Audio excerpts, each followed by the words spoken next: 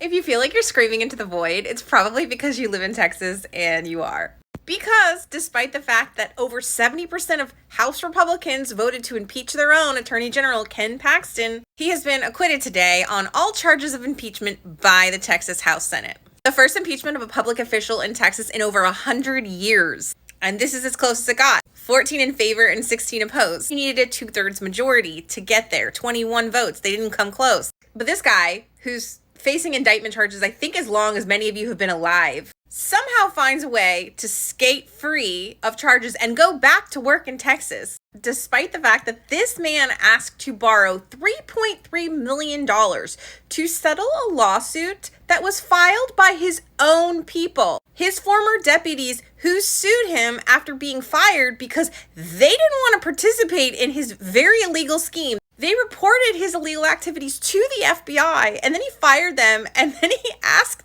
people to fund his lawsuit with taxpayer dollars. I've already done a video on this, but you can go back and watch it.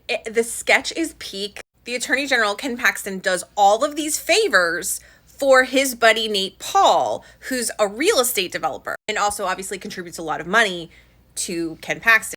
As a favor, Nate Paul even hires Ken Paxton's mistress. At some point, allegedly, Nate Paul funds Ken Paxton's house renovations. Ken Paxton, in return, lets Nate Paul dictate who gets prosecuted, and he takes out all of his competitors. Allegedly, but whatever, where there's smoke. And so all of this is happening, all of this is going on, and his wife is still a state senator. She wasn't allowed to participate in the vote or deliberations, but she had to sit through all of it. This is the Attorney General of the entire state of Texas we're talking about, who very clearly gave favors to his most important donors, had an affair on the side, where who knows how much of that money went to support his mistress that he moved to the town where he's in so that he could see that mistress using a secret Uber account. I couldn't write soap opera like this. The fact that Ken Paxton was exonerated today, despite the fact that he's under investigation at the state and federal level, despite the fact that his own employees